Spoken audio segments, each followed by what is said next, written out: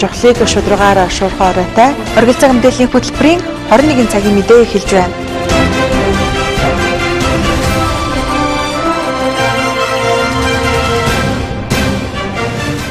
Жохлыг шударгаар шуурхай оройтой оргил цаг мэдээллийн хөтөлбөрийн даваа гарагийн дугаар хүрэхэд бэлэн болсон байна. Хүлээн авч үзнэ үү?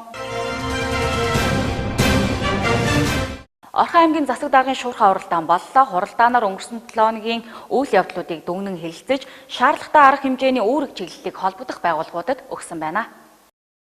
Аймгийн засаг даргын шуурхай зөвлөгөөнөөр хотын захирагчийн алба, Баян өндөр сум, Жаргалан сум, онцгой байдлын газар, цагдаагийн газраас цаг үеийн мэдээллийг өглөө. Баян өндөр сумаас өнгөрөх 7 хоногт тамхины хяналтын хуулийн хэрэгжилтийн байдалд хяналт шалгалтыг мэрэгжлийн элтийн газар, байгаль орчин аялал жуулчлалын газартай хамтран зохион байгуулсан байна.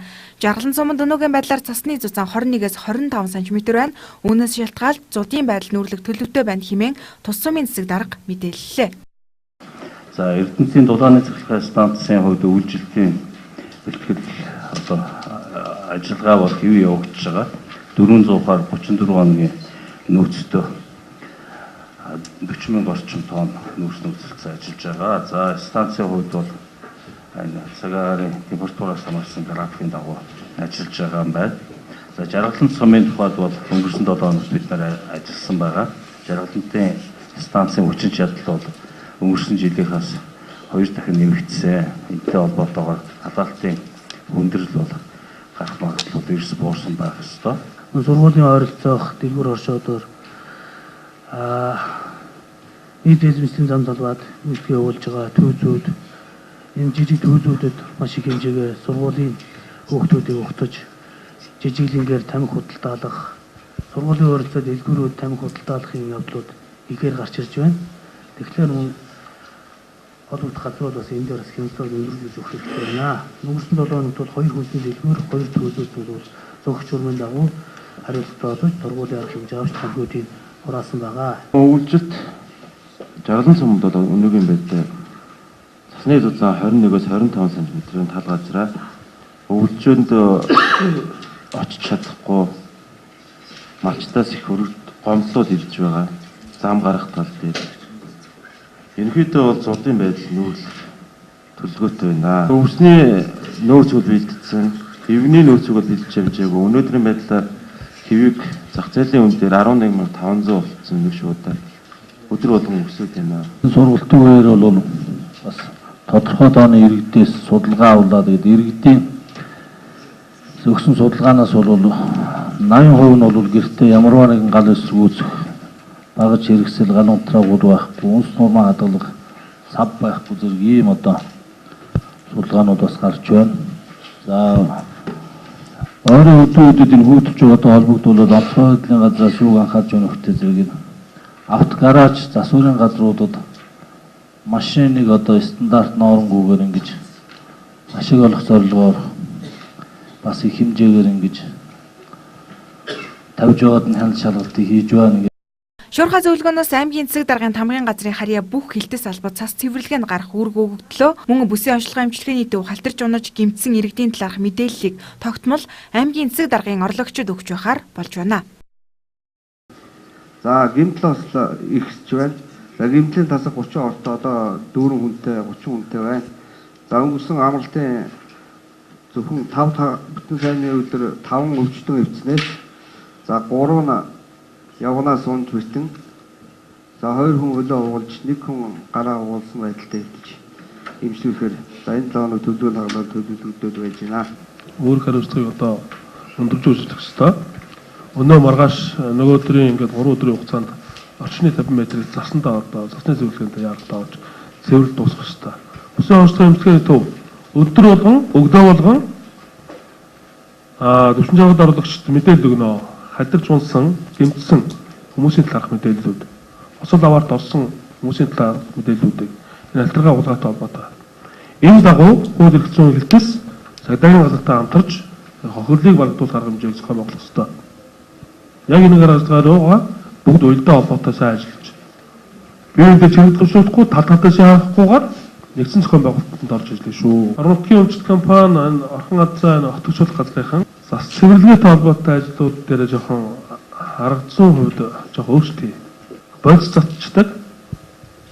Засаадуулах бодис зарчдаг гэн шөндөө хөлдөө томж гэн дээрээс нь зас оронгот ингээд сайхан кулисэн сайхан мөс суулж. Одоо яах хэвтэй нэг. Би мэдээ судлаад тэр хэлж өгөлтэй биш. Та ч өөрсдөө гэсэн бас одоо толгойтой хүмүүс. Мөн хотогчуулах газар болон орхон аззаа төрийн өмчит хувьцаат компани цас цэвэрлэгийн арчилалтын ажилд арга зүйн өөрчлөлт хийх хэрэгтэй байна хэмээн аймгийн засаг дарга онцолсон юм а. NBC телевиз нийгмийн үүргээ ухамсарлан гадаад харилцааг эрхэмлэж, Солонгосын Бродерс телевизтэй хамтран ажиллаж, Солонгос улсын ёс заншил, түүх, аялал жуулчлал, хоолны урлагийг сурчилсаар ирсэн. Тэгвэл ах дүүс телевизийн захирал ноён Чо Минсу Эрдэнэт хотноо айлчлан NBC телевизийн үйл ажиллагаатай танилцж, цаашдын хамтын ажлынхаа чиг үүргийг гаргасан байна. Орон нутгийн телевизүүдээс анхлан NBC телевиз дэлхийд уран бүтээлээ түгээхээр боллоо. Хамтрагч Бродерс телевизийн захирал та бидний сайн мэдэх 2007-оос 2008 онд хит болж исэн алдарт драмуудын кино найруулагч Чо Минсу Монголын ёс заншил, хоолны соёл мөн бусад төрлүүдийг сурталчлан таниулах зорилгоор манай телевизэд айлчлан ирлээ. Тэрээр Монголд ирсэн сэтгэлээ ингэж илэрхийлсэн юм а. 샌베차노. 저는 이제 한국에서 온 조민수라고 하고요. Сайн байцгаана уу? Монголд 2 өдөр өмнө нэрлээ. Монголд их цаас орж хүйтэн байгаа хэдиж миний сэтгэл их дулаахан сайхан байна. Монгол хүмүүс их найрцаг сайхан хүмүүс байдаг юм байна. Миний Монголд Эрдэнэт ирсэн зорилго нь Бродерс ТV, NB телевизтэй цаашдаа хамтарсан ажил хийхин тулд телевизтэй танилцахаар ирсэн. Бидний хамтын ажил амжилттай явагдана гэж итгэж байна. Маа гэж хүнээр дамжуулж Ма Welcome to Korea төрүүлгийг Монголд хийснээр Солонгост амьдарч байгаа маш олон монголчуудад ёс заншил, Солонгосын амттай сайхан хоолыг танилцуулах зорилготой хийсэн ч гэсэн ирээдүйд Welcome to Mongolia гэдэг нэвтрүүлгийг Монголд хийснээр Монголд амьдарч байгаа, ирж байгаа олон гадаадын иргэдэд Монголын ёс заншлыг, хоолыг танилцуулах зорилготой эхэлсэн нэвтрүүлэг бидний хамтын ажлын хүрээнд Эрдэнэт хотноо хийгдэхээр төлөвлөгдөж байгаа. Мөн бидний цаашдын хамтын ажиллагаа амжилттай сайхан явагдана гэдэгт итгэж байна. 저희도 열심히 노력하겠습니다. 네, 감사합니다. Санацгано ма Welcome to Korea. Өнөөдөр манай нэвтрүүлгийн зочноор та бүхний сайн мэддэг дуучин гантайгаа оролцож байна.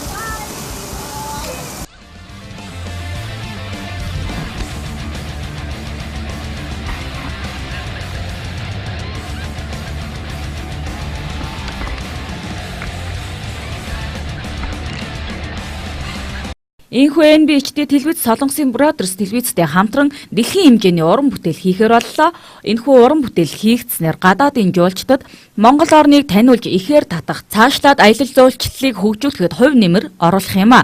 Мөн NBC телевизийн хамт олон уран бүтээлийн чанараа дэлхийн хэмжээнд хүргэхээр уран зориг эрч хүчтэй ажиллаж эхэллээ. Хот огжуулах газраас зам талбайн арчлалт хийж сайжруулах шаардлагатай онцгой цэгүүдийг гаргасан байна. Мөн сүүлийн өдрүүдэд их хэмжээний цас орсонтой холбоотойгоор хот огжуулах газар өндөржүүлсэн бэлэн байдалд байгаа юм байна. Хотогчуулах газраас онцгой цэгүүдийн жагсаалтыг гаргасан үүнд байр хоорондын 15 уулзуур, гэр хорооллолд нэн сайжруулах шаардлагатай 17 уулзуур, мөн гэр хорооллын 33 чиглэлд цас цэвэрлэгээний ажлыг зохион байгуулахаар маршрут гаргасан байна. Зам талбай халтаргаа гулгай ихээр үсэж цас ихээр орсонтой холбоотойгоор хотогчуулах газар өндөржүүлсэн бэлэн байдалд ажиллаж байгаа бөгөөд энэ хүрээнд 3 хэсэг баригад байгуулагдаж ажиллаж байна. За ерөнхийдөө бол үйл ажиллагааны төлөвлөгөөний дагуу ажлын хуурт газруудтай. Гэхдээ өнөөдөр онцгой нөхцөл байдал үүссэнтэй холбоотойгоор манай тэр хотгочлох газар өндөржүүлсэн бэлэн байдал зарлан ажиллаж байгаа. Энэ нь болохоор 2 хэсэг байгууллага. Нэг нь болохоор 28 оны бүрэлдэхүүнтэй 7 техниктэйгээр үйл ажиллагаа явуулж байгаа. Мөн байнгын бэлэн байдлын хэсэг бол 73 оны бүрэлдэхүүнтэй зам цэвэрлэгээний хэсэг явж байгаа. Та бүхэн нэгэн талаар мэдээлэл өгье. 2015 оны 15 онд бол одоо манай мэдээлэлээр бол 16 удаагийн цас оролтонд 120 куб метр одоо хайрга, 51 куб метр, 51 тонн тавс, 6 тонн бодис өмнөх одоо 16 оны 3 сараас 16 оны 17 оны 16 онд багтааж одоо хэрэгсэн байдаг. Гэхдээ өнөөдрийн байдлаар одоо манай дээр цас бол 8 удаа орлоо. Дээрээс нь 11 сарын 4-5-нд бол одоо 20 см-тай одоо орсноор одоо бүх газар цасан бүрхүүл тогтсон. Ийм хүнд онцгой нөхцөлд бол ажиллаж байгаа. Тэгээд тийм учраас одоо би бүхэн бодис авсныхаа нөхцөл боломжийн хэмжээгээр одоо зохиолж явж байна. Энд одоогийн байдлаар 130 км хайрга, 30 35 давс 6.5 тонн бодис орцсон ашиглаад үйл ажиллагаа явуулж байна. Хотогжуулах газар нь багаж техникийн тухай тийм чангалцтай хэмжээнд биш байгаа бөгөөд нөөцтэй тулгуурлан ажиллаж байна. Аймгийн засаг даргын нөөц сангаас багаж давс хайрганы мөнгө шийдвэрлэж өгөхөөр болсон байна. Хотогжуулах газрын 1-2 дугаар хэсэг өндөржүүлсэн бэлэн байдалд 24 цагаар ажиллаж байгаа бөгөөд шөнийн 2 цагт бууж өглөө 7 цагт ажилдаа гарч байгаа юм байна. Мөн цагаагаар нөхцөл байдалтай уялдуулж иргэд аж ахуйн нэгж байгууллагууд хариуцсан зам талбай арчлалтыг хийх хэрэгтэйг хотогжуулах газраас уриаллаа. Ус цаг орчны шинжилгээний албанаас Баян өндөр суманд 5 цэгт, Жаргалан суманд 3 цэгт хэмжилт хийхэд цасны дундаж зузаан 18-аас 27 см байна. Монгол Улсын засгийн газрын 2015 оны 285 дугаар тогтоолоор зуудыг хар болон цагаан зууд хэмээн төрөлжүүлж, цагаан зудрахуй болон цагаан зууд гэж шатлалтаагаар ангилжээ. 11-р сарын 20-ны байдлаар улсын хэмжээнд нийт нутгийн баруун хойд, зүүн хойд, төвийн хойд нутгуудаар өвлжилт хүндэрсэн байна. Аймгийн ус цагуур орчны шинжилгээний албанаас 11-р сарын 20-ны өдөр Баян өндөр сумын 5 цэгт, Жаргалан суманд 3 цэгт хийсэн хэмжилтээр цасны зузаан 18-аас 27 см байна. Манай 11 сарын 14-өөс байдлаар бол Булган аймгийн хойд нутгаар бол цас багтай дунд болоод тэрнээс уртлын бүсээр бол маш их цасан бүрхөвчтэй. Энд бол манай аймаг бас мөн Орсон Сэлэнг аймгийн одоо зүүн болоод баруун урд сумдууд нь бол мөн цасан бүрхөвч бол нэлээд их хэмжээгээр тогтсон ийм зураглал бол харагдж байна. За 20-ны өчигдрийн хэмжилтээр бид нар энэ Баян өндөр суманд 5 цэг дээр, Улаантолгой буюу Жаргалан суманд 3 цэг дээр ингэж хэмжсэн. За цасны дундаж зузаан бол одоо эндээс харахад бол 18-аас 27 см. За нягт бол өөрөө малын бэлчээрлэлтэнд маш их нөлөөтэй, өөрөөр хэлбэл хөрөлсөн малын одоо бэлчээр үүс одоо дардаг, туурай халцардаг, ийм хүндрэл үүсгдэг ийм үзүүлэлт. За хамгийн зузаан хэсэгтээ бол жишээ нь Улаантолгой тасаг орчимд бол 28-аас 51 см ийм хэмжээний зузаан байна. Дулаан уул багт бол 29-с 34. За манай Баян өндөр суманд бид нар энэ эмнэлгийн араадаа бол авч үздэг нэг цэг бий. Энд бол 38-аас 40. За хиймэл нуурын аршаа буюу ар болог энэ говьлын ихэдээ бол 31-с 37 см гэсэн ийм зузаантайгаар бол цасан бүрхөвч одоогоор тогтоод байна. Аймгийн нийт газар нутгийг цас бүргсэн тал газар байхгүй байна. Нийтдээ 11-р сар гарсаар 14 удаагийн цас их бага хэмжээгээр оржээ. 11-р сард 23 мм цас унсан нь олон жилийн дунджаас маш их хэмжээний цас унсан тохиолдол юм. Үндсэндээ одоогийн үүссэн нөхцөл байдал нь манай аймаг цагаан зудрахуй байдалд хүрэхэд ойрхон байна гэж үзэж байна. Цасны зузаан, цасны нэгт 20-с 24, цасны зузаан 16 см хүрсэн тохиолдолд цагаан зудрахуй нөхцөлд орно гэж үздэг байна. Одоогийн байдлаар цасны зузаан 18-аас 27 см хунгар газраа тавь байгаа нь цагаан зудрахуй нөхцөлийг ойрхон хангаж байгааг хэллээ. Цаашдаа 11-р сарын сүүлийн 10 хоног тааламжтай болж хүүтний ирж аажимдаас сулрах төлөвтэй байна гэж ус цагуур орчны шинжилгээний албанаас мэдээлж байна. Жил бүрийн 11 сарын 3 дахь 7 хоногт зам тээврийн ослоор амь насаа алдаж эрүүл мэндээр хохирсон иргэдийн дуу хоолойг дэлхийн нийтэд хүргэх өдөр болгон тэмдэглэж ирсэн. Тэгвэл өнгөрсөн нэм гарагт замын цагдаагийн тасаг болон Эрдэнэт хотод үйл ажиллагаа явуулдаг автокурс шинэ сонсогчид энэхүү өдрийг тэмдэглэн өнгөрүүлсэн байна. Жил бүрийн 11 сарын 3 дахь 7 хоногт дэлхийн нийтээр зам тээврийн осол гэмтлээс шалтгаалan амь насаа алдсан буюу эрүүл мэндээр хохирсон иргэдийн дуу хоолойг хүргэх өдрийг тэмдэглэн өнгөрүүлдэг байгаа. За энэ жилийн хувьд Орхон аймаг 11 сарын 20-ны өдөр бас энэ амрын талбайд иргэдийн дуу хоолойг хүргэх зорилготоор цугласан байна. За мөн зам тээврийн осолд өртөж эвдэрсэн машинуудыг бас хүмүүст анхаарал болгон үзэсгэлэн болгон тавьсан байна.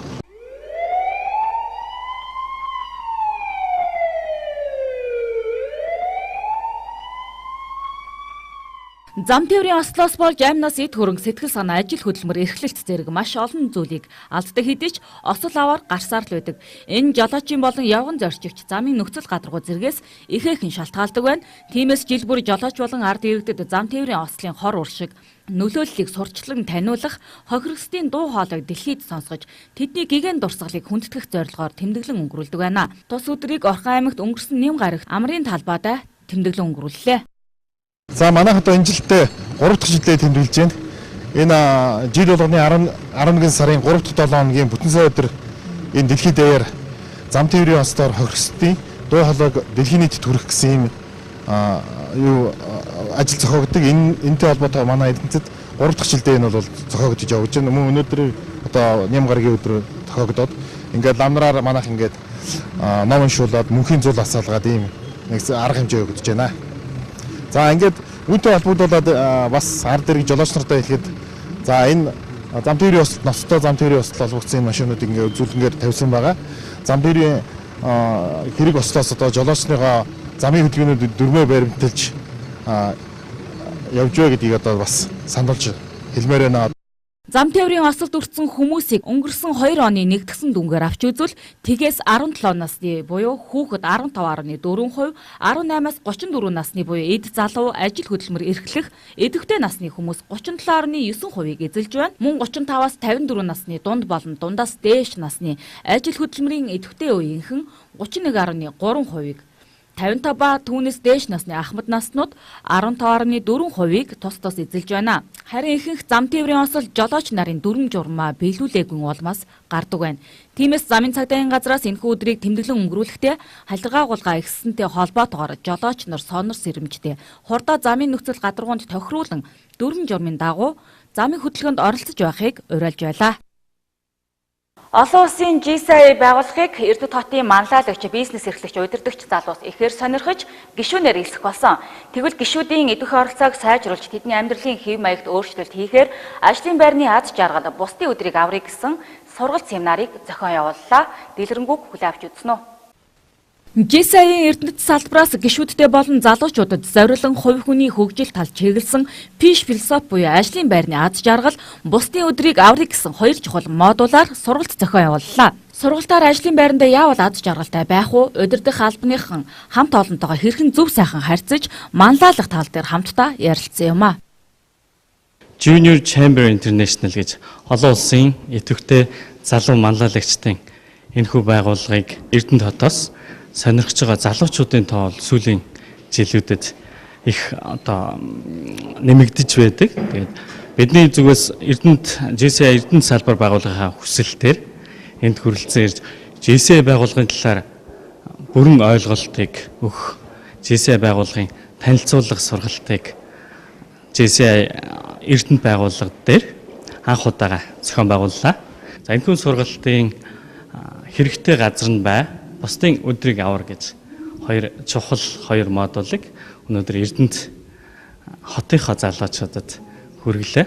Сургалтын үндсэн агуулга бол ерөөсөө хүн ямар ч хэцүү хүнд нөхцөлд ажлын байран дээр ажилладаг байлаа ч гэсэн хэрхэн хамт олонтойгоо их сайхан нийцтэй ойлголцож тэ ажлын байран дээр ажилдаа хэрхэн дуртай байж тэр ажиллаж байгаа орчноо яаж тэр эерэг гоё те өөртөө таатай болгож хургиж болдог бай гэдэг талаар мөн манлайллын талаар харилцааны талаар олон сэдвээр хамтдаа ярилцлаа. За өнөөдөр манай GSI Эрдэнэт байгууллага өөрсдийн гишүүд болоод Эрдэнэт хотын залуучуудад зориулсан сургалтыг зохион байгуулж байгаа. Тэгээ энэ Fish Philosophy гэдэг сургалт бол үндсэндээ ажлын байрны аз жаргалын тухай. Тэгээд энд бол нийтдээ одоо 80 гаруй хүмүүс ирсэн байна. Тэрнээс бол манай гишүүд нийтдээ 30 гаруй хүмүүс байдаг.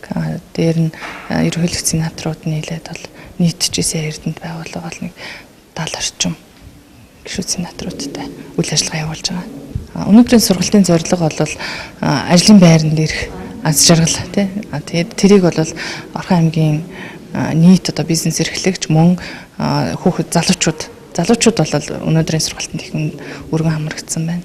GSI-ийн Эрдэнэт салбарын хотын өнгө үзэмжинд гэрэл нэм моддыг экологийн цэвэр будаг ашиглан үлгэрийн баатрууд зуран амь оруулж байсан нь саяхан. Энэ удаач аймгийнхаа залуусын чадвар манлайлалд хувь нэмэр оруулахаар аймгийн идэвхтэй манлайлагч удирдах албаны олон залуусыг урьж тус сургалтанд хамруулж чадсан юм. Мөн эх хонд Эрдэнэт GSI-ийн 20 жилийн ой тохиох бөгөөд түүнд зориулсан арга хэмжээ олноор төлөвлөгдсөн гэж ярьж байна. Цасыг хэмжээгээр орсон энүүд хот тогтжуулах албаныхаа амсхийх загвараар ажиллаж хотын доторх цас мөсөн давхаргыг цэвэрлэдэг. Энэ нь иргэд бидний аюулгүй байдлыг хангадаг юм. Тэгвэл энэ их ажил хөдөлмөрийн эцдийг уурхайчин соёлын ордны техникийн хэсгийн хамт олон халуун арцаар дайлж нэг шаардлагатай дулаан бэлээ бэлгэлсэн байна. Хэдэн хоног их хэмжээгээр цас орсны улмаар зам талбайн халдваргаагуулга ихсэж хот тогтжуулах газрынхан өндөр ачаалттай ажиллаж байна. Харин уурхайчин соёлын ордны техникийн хэсгийн хамт олон нийгмийн өргөнийхээ хүрээнд хот тогтжуулах газрын өнрөө мастертай хамт олонд халуун арц нэн чухал бэлийг бэлэглэн тусалцаа үзүүлсэн байна. Энэ удаа уурхайчин соёлын орны техникийн хэвлэлийн хамт олон бид та бүхнийг зорин энэ хот газараас ирээд байна. Одоо гадаа өдөр шөнийн хүүтнийг дундажлан хэлэхэд хасах бурчилсан хэмээн хүйтэн байгаа болов гэж бодож байна. Та бүхэн маань нийгмийн нөхцөлд ажиллахыг бид сайн мэднэ. Бидний ирсэн зорилго бол нийтийн үйлчлэгээний салбарт ажиллах та нартай баг хөтөлбөрөөр сэтгэлийн дулааныг бидэхээр хүрэлцэн ирээд байгаа юм шүү. Сэтгэлийн бидэг сайн үйлсийн аянд оролцсон та бүхэндээ баярлалаа. Хамт олонтой бас баярлалаа. Сайн үйлс бүхэн дэлгэрч болтугай.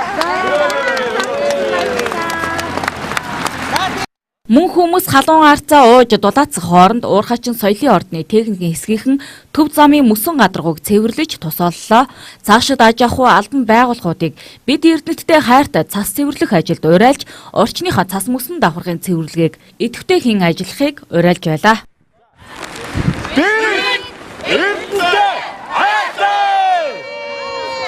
Үс сайхан бол зүс сайхан гэдгээ бидний өнгө зүс тариа ийм ичиг бүрдүүлж байдаг хүмүүс бол өсчин гоо сайханчд юм.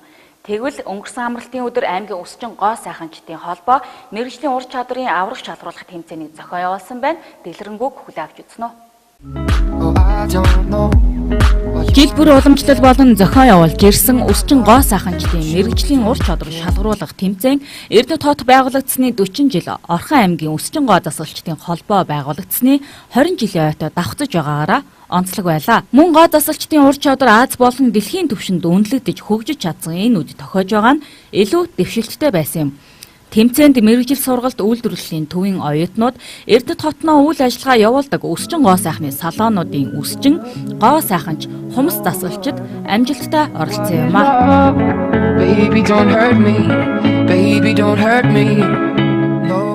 Эрдэнэтийн өсчин гоо засалчдын ур чадвар Монгол улс төдийгүй Аз дэлхийн хэмжээнд хүрсэн тэр түвшинд ажиллаж өрсөлдөх чадвартай болсон ийм үед энэ тэмцээн бас болж байгаагаараа бас их бахархалтай байна.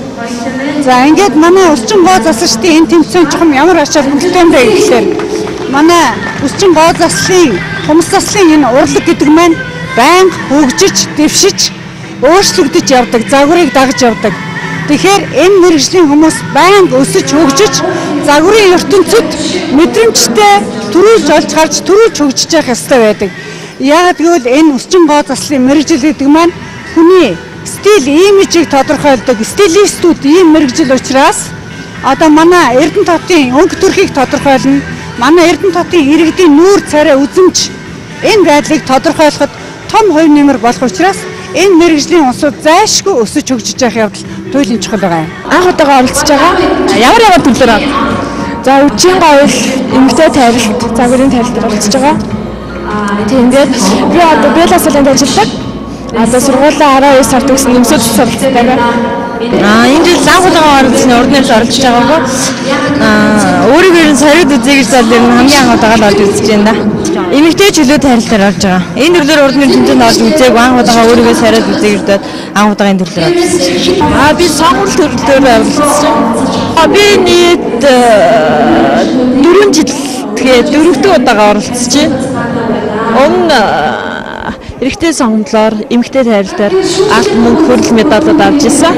Өсчин гоо сайханчид үргэлж бусдаас төрүүлж хөгжиж шинийг эрэлхийлж биднийг ихэмсэг бардам нүүр дүрэн алхаж явахад тос нэмэр болдог. Тэгвэл Азийн гоо засалчдын аврах шалруулах тэмцээнээс хурмын нүүр будалт номинацаар Жасмин салааны гоо сайханч Гэрэл Туя 3 дугаар байранд орж Аз ТV-ийн олон гоо засалчдын дундаас их орныхоо нэрийг дуурсан шалгарч чадсан байна. Энэхүү амжилтаар Монголын гоо сайханчид дэлхийн гоо заслын чиг хандлагатай мөр зэрэгцэн хөгжиж байгааг илтгэсэн юм. Гоо засалч Гэрэл Туягийн хувьд Азийн аврах шалгаруулах тэмцээнээс ирээд аймгийнхаа мэргэжил нэгт нөхдийнхөө аврах шалгаруулах тэмцээний шүүгчээр оролцсон юм. За баярлалаа. Манай Эрдэнэт хотоос төлөөлөд Азийн аврагт сая яваад ирлээ. Азийн аврагын тэмцээн бол жил болгон Азийн орнуудаар аялаж болдог байгаа. Энэ жил Филиппиний Манил хотод Азийн аврагын тэмцээн болсон. 15 оролцогчтой 300 гаруй оролцсон тэмцээн болсон. За Монгол улсаа төлөөлөд оролцоод хүрэл медаль аваад ирсэндээ баяртай байна.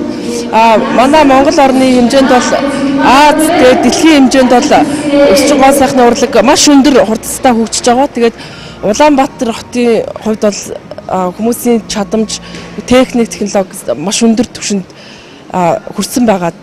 Манай Эрдэнэт хотоос өөрөө төлөөлөд тэгээд Улаанбаатар хотынхонтой зэрэгцээд ингээ яваад ирсэн дэх баяртай байгаа. Тэгээд Урлагийн тоглолт үзүүлбэр биенээсээ туршлах чадвар солилцсон уг тэмцээн гарааны 1-2 дугаар үе шагнал гардуулах үе гэсэн дараалтаагаар амжилттай явагдаж өндөрлөлөө.